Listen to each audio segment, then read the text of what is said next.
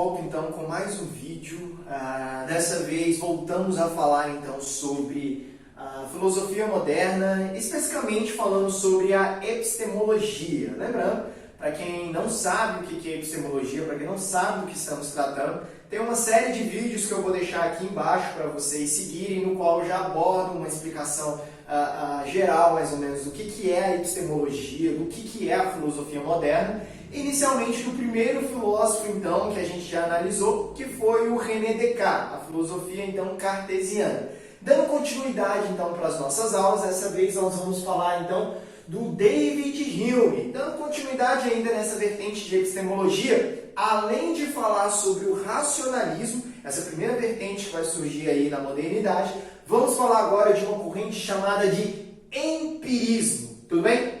O empirismo, então, ele vai ser esse pensamento, essa corrente de pensamento que vai dar maior notoriedade para as considerações advindas da experiência. Tudo bem? Eu vou falar mais ou menos, vou explicar tudo isso para vocês, mas antes quero que vocês saibam que essas aqui são as duas principais obras do menino David Hume. O que acontece? O menino David Hume, ele não foi a pessoa que vai dar origem ao pensamento empirista, assim como aconteceu com o Descartes. O Descartes, ele foi o primeiro pensador racionalista e o mais importante, inclusive. Mas o David Hume não.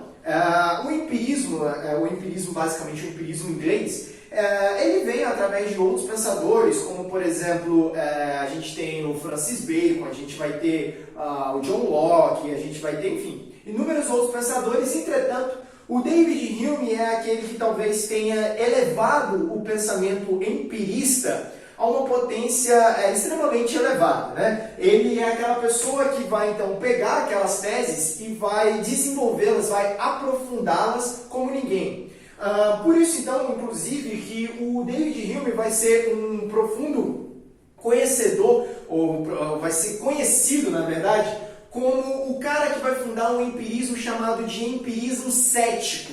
Aquele empirismo, então, que vai elevar a característica de verdade a apenas uma consideração provisória, a uma ideia de verdade enquanto algo provisório. Mas antes da gente entrar nesse assunto, vamos entender basicamente o que está acontecendo aqui no contexto histórico, tá? Bem, falei para você então anteriormente que o racionalismo vai ser uma das principais correntes de pensamento filosóficos que vão surgir na modernidade. É ele que vai tentar encontrar os fundamentos do pensamento científico e, sobretudo, vai desenvolver, vai ganhar notoriedade nas demais áreas dos saberes daquela época, naquele período. Tudo bem? Principalmente o racionalismo do Descartes. Então, quando o Hume vai começar a produzir o seu pensamento, vai começar a estudar o que está acontecendo na sociedade, ele já vai estar influenciado pelo racionalismo, pela corrente de pensamento racionalista, que já vai estar, vamos dizer assim, alargadas em várias questões, sendo estudadas em diversas questões, tá? Não só pelo Descartes, mas vamos ter, por exemplo, Leibniz, enfim, outros pensadores racionalistas que vão continuar essa vertente. Então, o menino Hume, ele é uma espécie de contracorrente daquilo que estava acontecendo no pensamento filosófico da época. Tudo bem? Além disso, com o desenvolvimento desse racionalismo, a gente vai ter a consolidação do pensamento metafísico. Pessoas, metafísica, eu vou deixar, quando eu for falar daqui, eu vou deixar para explicar para vocês exclusivamente o que é metafísica um pouco mais para frente. Mas entendam que esse pensamento metafísico é o pensamento no qual o Descartes irá produzir, no qual o Descartes irá, então, desenvolver. Beleza? Além disso, teremos também o desenvolvimento do método indutivo. O método indutivo é esse método que utiliza a experiência enquanto um fator preponderante para uma análise científica. Então, além de ter uma formação teórica, além de ter uma capacidade de análise teórica dos fatos da natureza, eu preciso também ter uma comprovação empírica. Eu preciso ter uma experiência. Isso também está descrito no nosso primeiro vídeo, quando eu expliquei sobre epistemologia. Eu falei para vocês aquele surgimento do pensamento científico, que vai vir com a formação inicial de uma grande teoria e depois a consolidação e a experimentação dessa teoria através de mecanismos práticos. Tudo bem?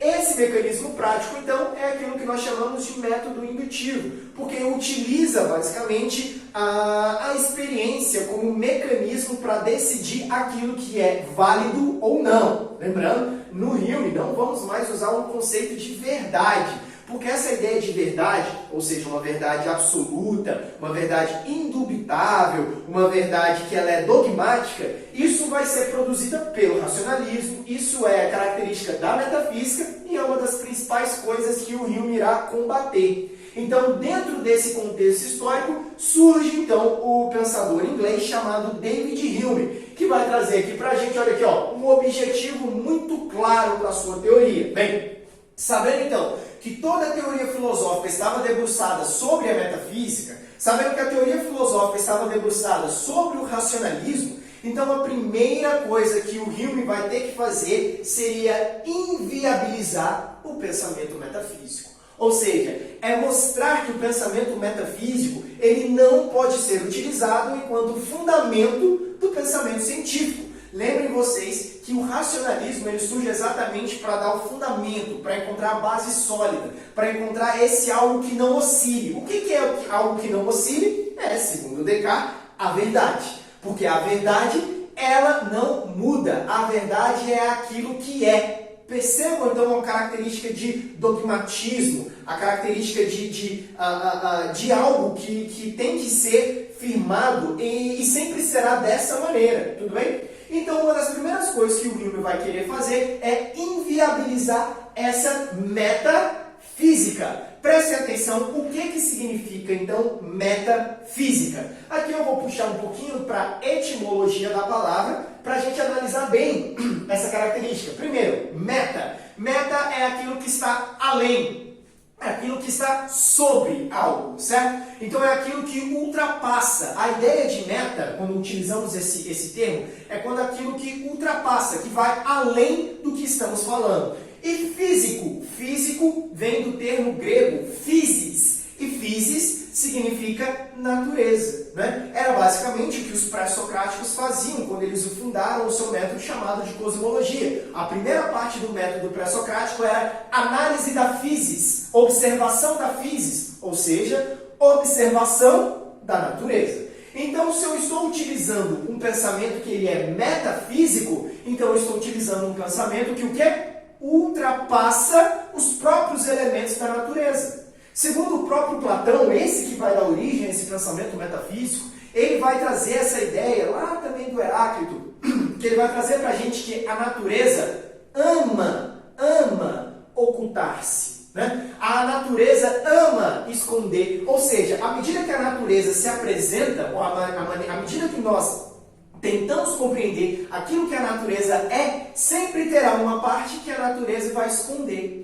E é essa parte da natureza que ela esconde é que nós encontramos todas as razões de ser da própria natureza. É dali, é dessa, como vamos dizer, dessa essência que está escondida que nós encontramos, então, por que a natureza é natureza. Então, por isso que o pensamento metafísico ele é importante, porque ele nos dá uma espécie de germe inicial para tudo isso que surge depois, tudo bem? Entretanto, para a gente fazer essa análise desse germe inicial, para a gente fazer a análise dessa essência, a gente precisa recorrer a elementos, a gente precisa recorrer a pensamentos que não encontram notoriedade na própria natureza. Então, por isso a gente tem que o quê? Ultrapassar a natureza para a gente tentar desvendar o que diabos está escondido ali por trás. Tudo bem? Então, a ideia do menino Hume é inviabilizar o pensamento metafísico. Pessoas, prestem atenção, porque aí vai começar a sua construção argumentativa. E a construção argumentativa do Hume ela é dividida em duas partes. São dois argumentos apenas. Enquanto a gente viu no pensamento do Descartes 4 argumentos essenciais para a gente chegar na sua conclusão, que é o fundamento da ciência, que é o seu penso, logo existo, ou seja, a base de compreensão daquilo que existe é apenas aquilo que pode ser pensado, por isso então é uma vertente racional, é racionalista, tudo bem? O menino Hume ele vai querer desvendar, vai querer desvelar essa característica e, por isso, inviabilizar o pensamento metafísico. Para fazer isso, ele precisa, então, atacar duas características básicas do pensamento metafísico. Quais são elas? Quais são essas duas características que permitem que o pensamento ele ganhe notoriedade e ele se forme enquanto metafísico? Tá? São duas características que, se não tiverem as duas, eu não posso falar que existe metafísica. Então, se tem as duas, tem metafísica. Não tem as duas, não tem metafísica. Se meu objetivo é viabilizar a metafísica, o que eu tenho que fazer? Eu tenho que atacar esses dois princípios. Quais são os dois princípios da metafísica que permite ela ser um pensamento válido? Primeiro, é o inatismo a priorístico. O que é esse inatismo a priorístico? Entendam vocês, prestem atenção. Quando vocês escutam o termo penso, logo, existo, a única coisa que nós temos aí de característica da existência é o próprio pensar. E vocês concordam comigo que o pensamento ele é inato, ou seja, todo indivíduo que nasce, ele nasce com a capacidade inata de produzir pensamentos. Então, essa capacidade inata de produzir pensamentos é o que permite ele, foi o quê? Ganhar a sua existência. Então, se penso, logo existo, nessa afirmação eu estou dando característica de existência àqueles seres que conseguem pensar. E esse pensamento, ele é sobretudo o quê? Inato. Vejam vocês, se eu chego para vocês e pergunto a vocês, me mostrem, sei lá, me mostrem o caderno de vocês. Você chega e me mostra o caderninho de vocês. Me mostrem a caneta que vocês estão usando. Vocês me mostram uma caneta. Agora eu chego para vocês e falo, me mostrem o que vocês estão pensando. Não tem como vocês me mostrarem o pensamento de vocês, a não ser tentar expressar. É por isso então que a gente tem esse inatismo a priorístico que consolida a metafísica. Por quê? Porque a base de existência dos indivíduos, já que é uma característica, já que é fundamentada em algo que é sobretudo racional, sobretudo a priorístico, então o fundamento da existência, ou seja, o fundamento de tudo que existe, ele está sobre uma base metafísica. Tudo bem? E a segunda coisa que ele vai atacar será a causalidade natural. O que é causalidade natural? Presta atenção. Tudo na natureza, desde os pré-socráticos, a gente percebe que a natureza sempre se relaciona são eventos que trazem para a gente sempre um encadeamento entre uma causa e seu respectivo efeito. Ou seja, eu vou chutar, sei lá, chutei a lixeira, a lixeira se movimentou. Então, por que ela se movimentou? Porque a causa do movimento da lixeira foi o meu chute, né? E o efeito do meu chute foi o movimento da lixeira. Então, tudo na natureza acontece em uma relação de causa e efeito, causa e efeito, causa e efeito. Só que temos um problema, que é o quê? Se formos voltando, né, nessa relação de causa e efeito, vamos dar um exemplo de uma árvore, né? De onde vem a árvore? A árvore vem da semente. E de onde vem a semente? A semente vem da árvore. E a árvore? Da semente. E a semente? Da árvore. E assim sucessivamente, né?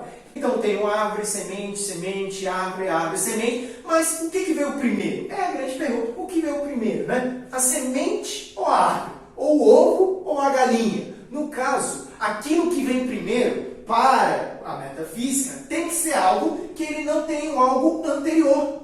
Ou seja, é uma causa que ela causa todas as coisas, que ela tem um efeito de todas as coisas, mas ela em si não teve uma causa anterior. Bem, se a natureza funciona a partir de causa e efeito, e se eu falo que toda essa natureza, antes dela ter essa relação de causa e efeito, ela tem uma causa anterior, e essa causa anterior é que permite que todas as coisas aconteçam, e essa causa não tem nada antes, significa que essa causa, além de ser a origem de todas as coisas, ela é metafísica. Por quê? Porque ela não funciona sobre os mecanismos da natureza, que são causa e efeito, causa e efeito. Ela é uma causa não causada, por isso então ela é uma causa metafísica. Tudo bem? Então, para eu atacar a metafísica, eu preciso atacar o inatismo a priorístico e eu preciso atacar a causalidade natural. E como é que o Hume faz isso? O Hume faz isso de uma maneira bem simples. Na verdade, a teoria do Hume, a ideia dele é produzir uma filosofia exclusivamente simples, diferente daquilo que o Descartes fazia. Veja bem, todo aquele processo de perguntas, de dúvida que o Descartes vai fazendo, é um processo conhecido como um processo artificial. Tudo bem? Ninguém acorda de manhã e vou me questionar sobre tudo. Será que eu posso duvidar disso? Será que eu posso duvidar daquilo? Ninguém acorda um belo dia e começa a se questionar de todas as coisas. Por isso, então, é um método artificial. Diferente daquilo que o Hume está querendo fazer. O Hume está querendo trazer uma filosofia evidente. Uma filosofia que seja feita por qualquer um. No qual eu vou andando na rua, eu encontro uma pessoa na rua.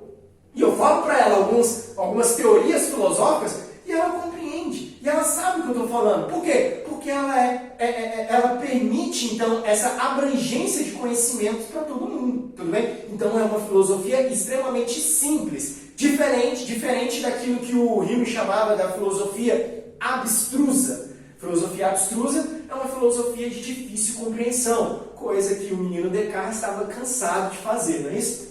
Então, a sua construção argumentativa, a base dela, é ser simples, tudo bem? Então, primeira coisa, a crítica ao inatismo a priorístico. A ideia do inatismo a priorístico é mostrar pra gente que o nosso conhecimento, que nós conhecemos as coisas porque nós possuímos de maneira inata, tudo bem? De maneira a priorística. O que significa a priorístico ou a priori? Vamos traduzir aqui a priori pela em princípio, ou seja, algo que vem antes. Antes do quê? Antes da experiência. Então, se eu falo que o meu conhecimento ele é pautado por um inatismo a priori, eu estou falando que esse conhecimento não depende da experiência. Prestem atenção. Penso, logo existo. Cadê a experiência? Onde é que tem alguma? Depende daquilo. Não tem. Por quê? Porque ele é inato e ele é a priori. Tudo bem? Ele não depende da experiência, porque depende apenas de uma capacidade inata dos indivíduos. Só que o Hume vai falar uma coisa pra gente. Ele vai falar, na verdade, o conhecimento ele não é a priori. Por que não? Porque todo mundo sabe que só conseguimos produzir conhecimento válido quando nós o que temos? Repetição. Quando isso acontece a partir das nossas experiências. Se eu chegar para uma pessoa comum, no meio da rua, e perguntar para ela, o fogo queima? O que essa pessoa vai responder? Sim.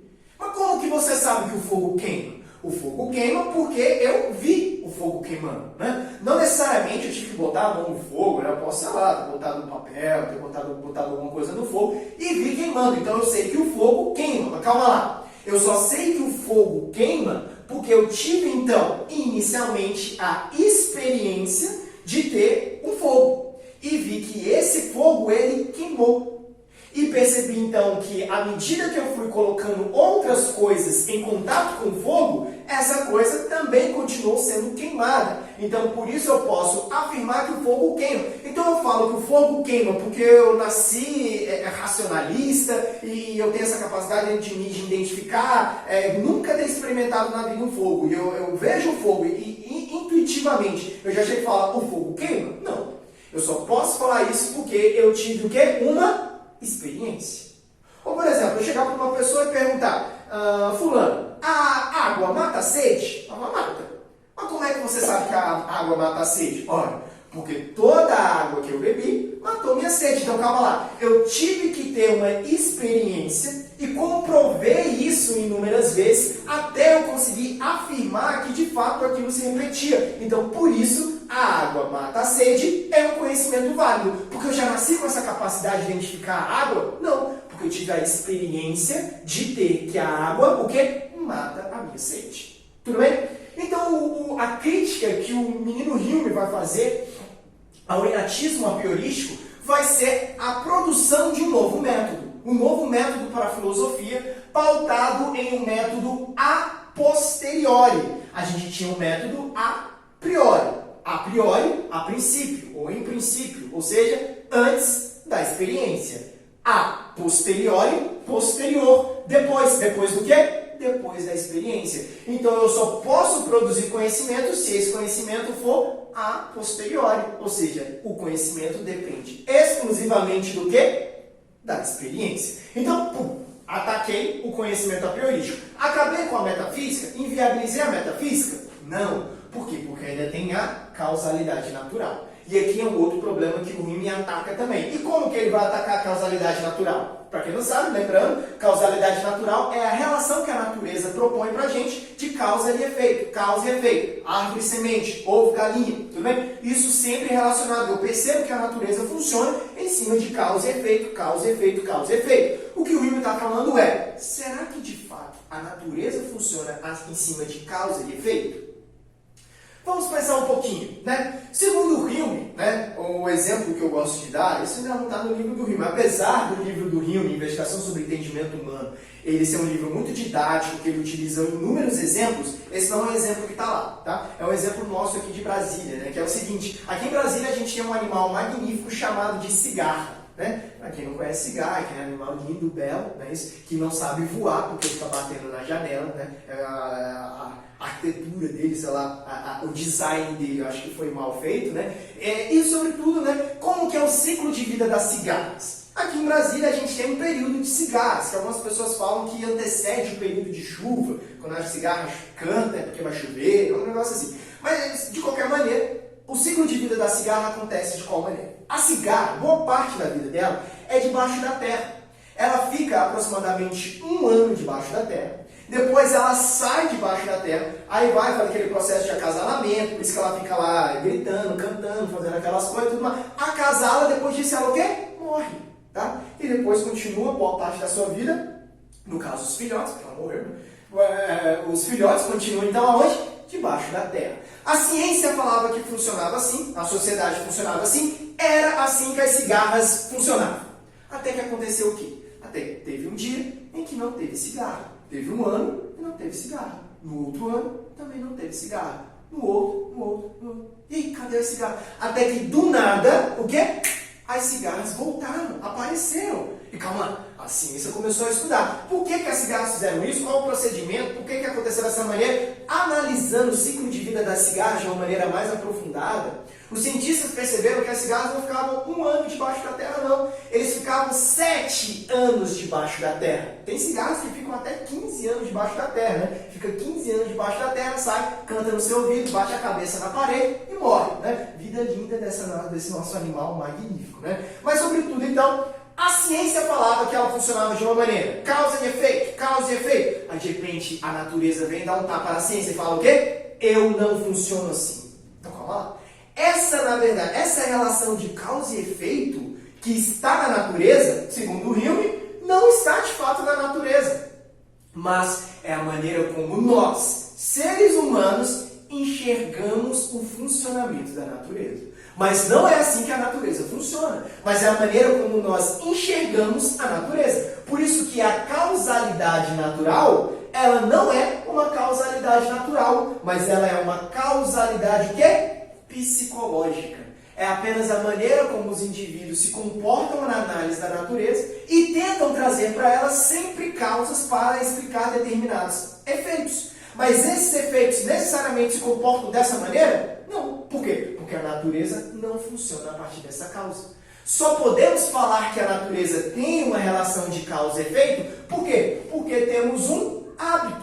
Ou seja, voltando para aquela questão, por que eu sei que o fogo queima? Olha, porque todo fogo que eu experimentei, queimou. Por que eu sei que a água mata a sede? Olha, porque toda a água que eu experimentei matou a minha sede. Mas eu posso afirmar nessa ideia que todo o fogo vai queimar? Não. Por que não? Porque isso é uma verdade indubitável. Isso é um dogma. E é exatamente isso que o Hume é contra. Então eu não posso falar que todo fogo vai queimar, ou que toda água vai matar a sede, ou que todo dia o sol vai nascer. Eu não posso afirmar isso. Eu posso afirmar que todo fogo que queimou até agora, e eu experimentei, né, queimou. Né? Ou toda a água que eu bebi até então, que eu tive a capacidade de experimentar, matou a minha sede. E todo dia que apareceu bem, o sol nasceu. Agora, eu posso afirmar que isso vai se repetir? Não. Por quê? Porque o meu conhecimento, eu já tinha falado que ele depende o quê? Da minha experiência. E se depende da minha experiência, ele é fruto do meu hábito. É uma disposição psicológica e não como a natureza mesmo se comporta. Então, por isso, a partir desse método empírico, o Hume vai colocar em xeque o pensamento metafísico. Pensamento metafísico esse que vai ganhar notoriedade após a retomada do pensamento kantiano, assunto que nós vamos ver na próxima aula.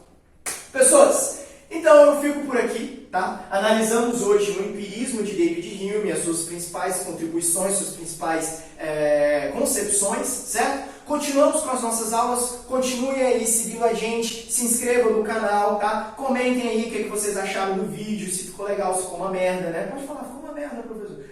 Curtam então qualquer coisa, né? E no mais, tamo junto, fé no pai que o inimigo cai. É nóis.